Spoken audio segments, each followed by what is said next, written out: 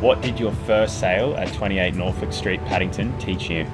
The first sale I did at 28 Norfolk Street was incredibly exciting for me because it took me 6 months to get there and I thought I was going to be out of a job, but I got there. So it taught me resilience, persistence and never giving up. And thank God, because that ended up being a good career choice, but I thought I might have been out of a job. What does your ideal day look like to get the most out of your day? I like starting early, so my ideal day, whether I'm a principal or when I was selling, was always an early start. I was up and about doing some exercise, followed by getting ready to prepare my day. So by 7:30, 8 o'clock, I'd normally done an hour and a half's work. And the incredible feeling you get of confidence when you know that you've done an hour and a half's work and most of your competitors are just getting in their car to leave home was terrific. When I was selling, I was always about ringing my vendors every day. I think that's one of the things that most agents don't do, so I rang my vendors every day.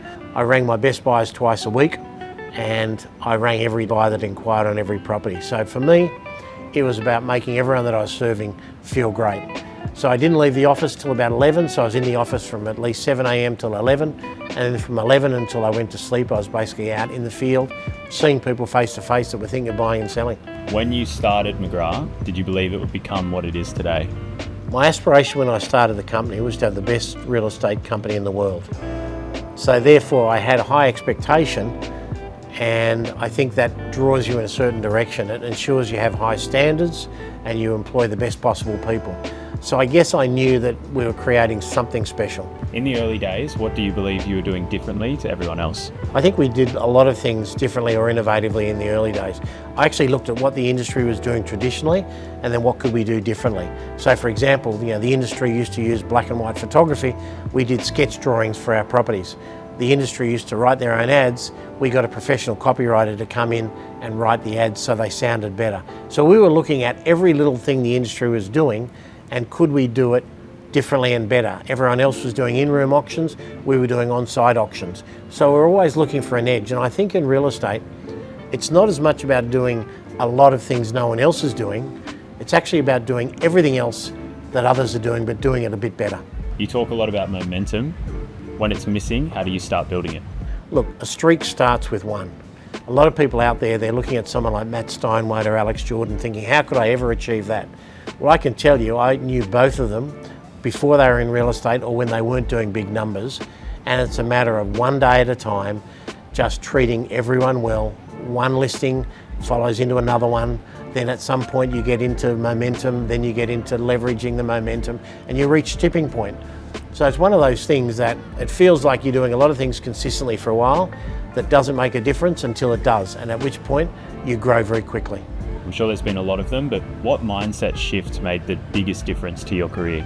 Think bigger, expect more, believe in yourself, and realise that anything's possible. How did you transition from being a great agent to a great businessman? I think being a great agent and a great leader or businessman is similar. It's really about attention to detail, it's about creating energy, it's about doing all the things on a daily, consistent basis that really achieve those results. I was saying to someone a bit earlier today, it's not hard to have a good week or a good month. It's hard to have a good decade. And a good decade is about consistency. So I always think about the person I'm with. If they're an employee or a buyer or a seller, how can I add value to them? How can I make them feel special? How can I educate them and give them and leave them a little bit better than I found them? Real estate is a relationships game. How do you build ones that last? I think you build relationships through integrity, consistency, honesty, transparency. These are the things that are rare in our industry, but when someone finds them, they never go anywhere else. What do you think separates a good agent from the top 1%? The top 1%, I think, are consistent with both mindset and process. So you can have a process, but you can do it with a negative mindset. You need to have both your character right and your process right. You get that combination happening, and you do that for a month, a year, and then a decade, you're going to be unstoppable. What's the most common reason people don't make it in this business? I think people don't make it because of fear of rejection and fear of failure. This is a game of losing all the time. Even the great Alex Jordan and Matt Steinway would miss listings on a regular basis. They obviously get a lot more than they miss, but you have to be able to move through the rejection, and that's the challenge in our industry, without missing a beat. What can a great agent do that technology never will? AI and technology can never pull up a chair next to you, look you in the eyes and give you some great advice and make you feel confident about it. It can deliver advice in a format, but it's how do you feel when you're with someone that's a trusted advisor, that doesn't have commission breath as we call it, that's actually there for you, guiding you with their experience and wisdom. How do you scale without compromising quality?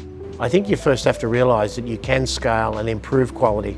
A lot of people have the mindset, I don't want to grow bigger because I want to give everyone the best quality service. I've always taken the view, and I had that concern when I started the business, is that as you grow, you bring in better systems, better people, better technology that actually deliver a better at scale service experience. And if you're selective on the people that you bring on board, and if you're diligent in always upgrading your processes and systems, you can actually achieve higher standards whilst you're increasing the scale at the same time. What's the most important thing you've learned about building culture? Someone said to me a long time ago that culture is caught, not taught. So you can tell people about the culture, but the reality is how do they feel when they come into your office and they mix with people, or they go to an event, or they attend a sales meeting. That's the sort of groupthink. So reality is you have to make sure that everyone in the business is aligned and excited, and you have to occasionally cut off the dead branches of the people that are just holding you back with a negative attitude. What does 6-star service actually look like to you? No matter how you want to define 6-star service, it's about how does the person receiving the service feel in that moment. And one of my favourite sayings that I say around here a lot is it only takes a moment to create a moment.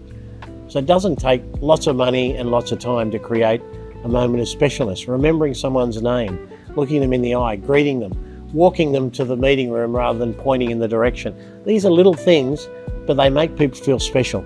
What's made McGrath a breeding ground for so many of Australia's top agents, do you believe? I think we've got a great culture that teaches people that you must be positive.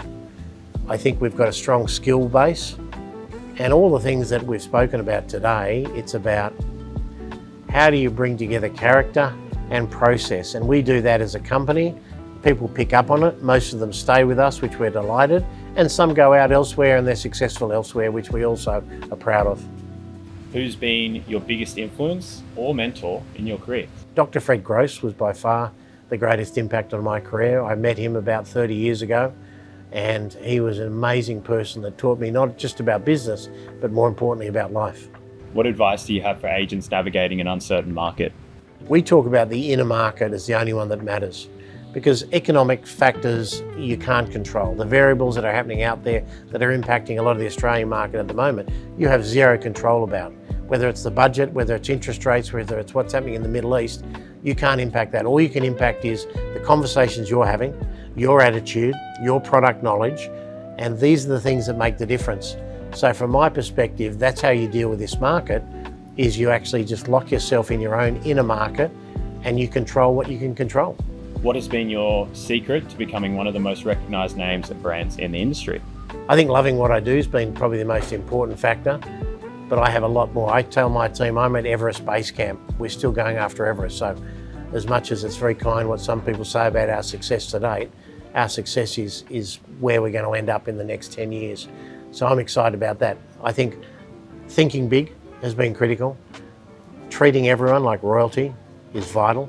Having a business based on integrity is really important. And when you do all of those things consistently for a few decades, you can't help but have a few wins. Has your definition of success changed over the years, and if so, how? I think in the early days, when you have no success, survival and buying a car, buying a property, just getting ahead, where you have some level of financial freedom is important. Once you move beyond that, I find the zeros in the bank account don't change your life. It's about helping other people. And when you're able to look back and look at a range of people, not just in your business, but outside of your business, that you've been able to help with a piece of advice or a bit of support or whatever it might be, to me, that's the definition of success. And I think I kind of arrived at that fairly early, but I think like most people, I was focused more on the financial side of success in the early days, but now I'm focused more on the non-financial areas of success. Now that McGrath sits inside a global network, what can you do now that you couldn't do before? I think now with our Knight Frank network, we're able to receive referrals of buyers and sellers from anywhere in the world. That was not a reality for us. The internet certainly helped connect us with some people, but it's all about relationships. The other thing is, Knight Frank is the world's leading luxury real estate brand. So the IP and information as a business, we can learn from them, and their 150 odd years of success prior to ours is quite extraordinary. What's been the biggest highlight and the hardest lesson in your career? It's hard to identify the biggest highlight, because it's easy to say it might have been the biggest or best house I sold. But when I think back to the first house I sold, that could well be the highlight, because that was the thing that set me on the path to where we are today. So I think, it's the little things, the first sales, the first employee you have, the success you have of other employees going down the track, they're all highlights. In terms of lowlights, not long after I started the business, I had a cash flow shortage, and I look at that, and we were that close to not making it. I remember I was at an event in America, a conference, and my accountant rang me and he said, "We can't pay the wages next week, you better come back." So I had to come back and sort that through. And if that had happened and I hadn't been able to pay the wages and everyone would have left, the business wouldn't have survived. So I think every business, and every great business and every successful business, if you will, everyone has these stories of sometimes you only just make it, but it's getting on the other side and what you learn from that. So I learned that cash flow is important in a business, not just sales. What do you want your legacy in this industry to be when it's all said and done? I'd hope that one day when I'm no longer here, people look back and say, it's so much easier, more enjoyable to buy and sell real estate now than it used to be, because someone came in with integrity and care and standards, and they changed the industry. Before the industry knew the name 23rd Street, what made you believe in them? It's like most things in life, it was a referral. Alex Jordan picked up the phone one day and rang me, and he said, "What are we doing with social media?" I gave him what we were doing, and he said, "I'm using someone I think's the best in the country. You need to speak to him." Whenever anyone of Alex Jordan's calibre recommends someone that strongly, I picked up the phone, I rang Bailey, and ever since we've had a great relationship and a great partnership. It's more than a relationship, we work very close together. So like many great things, it comes from word of mouth.